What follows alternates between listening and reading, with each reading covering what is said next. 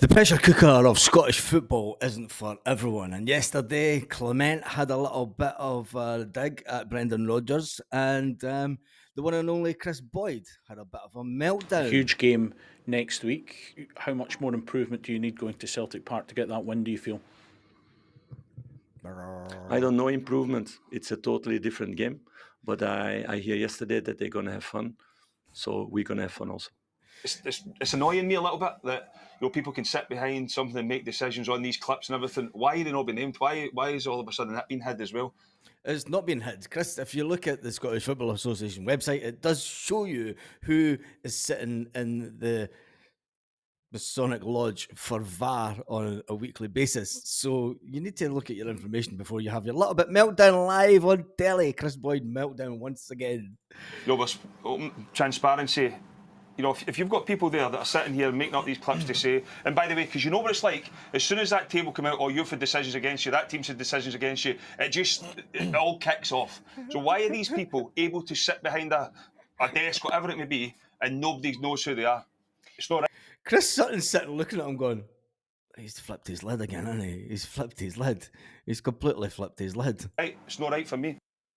It's not right for me. Yeah, well, it's not right for me. It's not right for me, says Chris Boyd. Oh, you don't agree with them? We'll sit up in front of it. But there's people can have influence in Scottish football sitting behind things and nobody knows who they are. It's not right. Yeah. It's not right. It's not right. He kept on going. It's not right. It's not right. I thought he won yesterday with the help of VAR. This season, but based on the independent review panel, decide which ones they look at. They don't look at every decision, so it's not a fair reflection of what was right and what was wrong. But do you not feel as if whoever's on that panel should be named? Yeah, I think so. I think I understand the reason behind it. Chris Sutton. He's sitting grinning. The pressure is definitely getting to them. It's a pressure cooker moment, and it's a week before the players, but they're not handling the pressure very well. Chris Sutton's just sitting with his hands and holding his hands together, and he's absolutely creasing. He's almost. I need to go to Twitter to see what Chris says about it. But as you say, if you're going to look at the decisions, critique it, then I don't see why not. I'm sure that some of the people involved probably don't want to be named. I'm sure some of the people involved wouldn't mind it. Would they you won't be doing it for nothing. Would you Look on Chris Sutton's face on this is go on the panel if it was him? the look on Chris Sutton's face. He's actually just sitting there creasing himself, saying, "Yep, the pressure's definitely getting to them." I would tell you. So I think what the guys are saying. You look a bit flushed. I'm not. Is there that one in here? I'm roasting at the time. You're looking a bit flushed, Chris. Look how red your face is. Are you on the panel? Do you know? They're asking if Chris Sutton's on the panel. Chris Sutton's looking flushed because he's trying not to laugh hysterically at Fat Man Boyd. Just tell us who's on the panel, how they're making those decisions, and then everybody will be happy, right? It is. I think they should look at everything as well. They should look at all the decisions because you can't. Anyway, that's enough of that nonsense. It is we play them next week, and it's definitely a pressure cooker moment. They don't seem to be handling very well at the moment.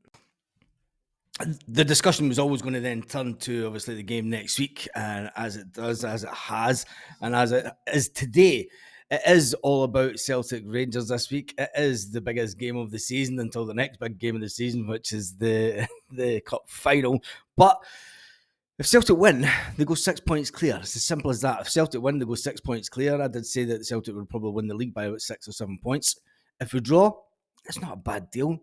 Celtic is still in our hands, and I think Celtic will go out and win. Even the one and only Chris Sutton, Mr. Sensible, says, look, we know how it's going to go next week. They're going to play a long ball. They're going to play a long ball and try and hit over our defence and try and hit us on the break, which didn't work too well at Ibrox. Although Celtic kind of let them back into the game the second half, which I think was unbelievable. But that isn't going to happen at Celtic Park. But it's all about the midfield, and even Chris Sutton says so. They've done that. Everybody knows how big the game is next week. They've got to get their heads around it. Well, I think we know roughly how the game is going to pan out. Rangers will be quite direct.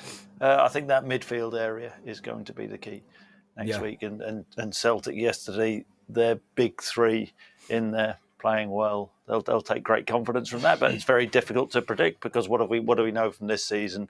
Both teams have shown their inconsistency in periods. In periods, yes, but when you look at the inconsistency at Celtic over the season, it's been predominantly, especially at the start of the season, it's been at a time where we had we had a makeshift defence, really. I mean, we were playing Nat Phillips. Remember him? Yes, remember back to the beginning of the season where we were playing Nat Phillips with Liam Scales. And if you had told me that we'd be going into the season with Nat Phillips and Liam Scales in defence, I'd have said you were mad. I'd have said you were completely mad. But it was the way that it started the season. With that being said, the game at the weekend was the first game of the season. The first game of the season. The Celtic manager, Brendan Rodgers, has had a full and fully fit squad to choose from.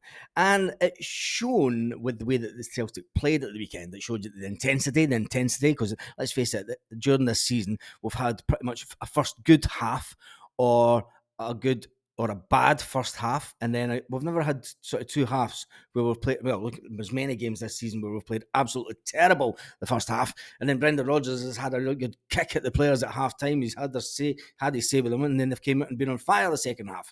At the weekend, we played fantastic for the full 90 minutes, and that's that has to be looked at, and it has to be looked at the fact that we do have a full squad of players, and we do have a full squad of players fully fit and on form, which is something that the manager said he hasn't had all season. Now, people will say, yeah, that's just Brendan excuses. It's Brendan excuses and it's Brendan mind games. Well, it's not. It's fact. It's fact. When you look at it, you look at the injuries. I mean, going back to the whole Nat Phillips situation that was brought in last minute because all our defenders were falling at the first hurdle was unbelievable. When you look at the way that Callum's form dipped slightly when he was carrying that injury, and then he was out for a few weeks.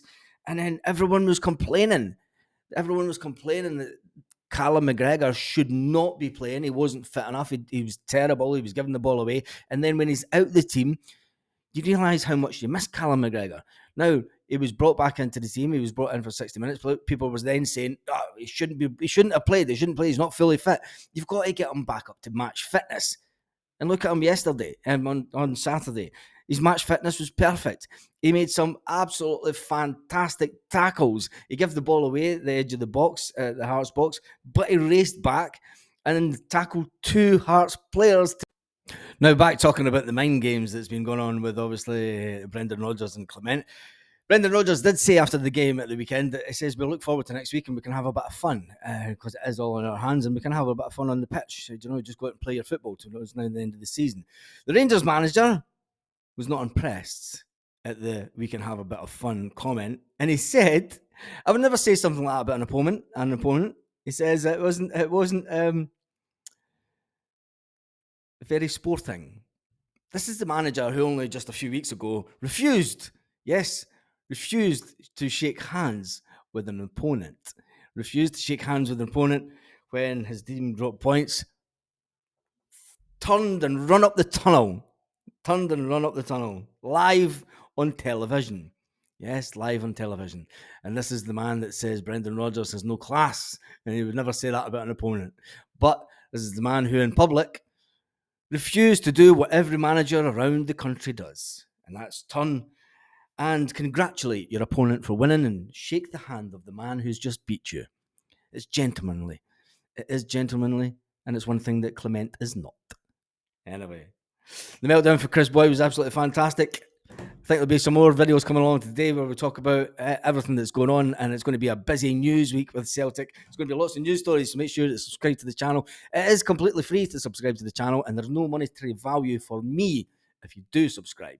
You only get paid off of views, so if nobody watches, they don't get paid. If I get views, I get a little bit of money, but that's me just being honest. I'm a YouTuber at the end of the day. And on that note, have a fantastic day. Oh, give the video a thumbs up. Have a fantastic day, Celtic fans all around the world.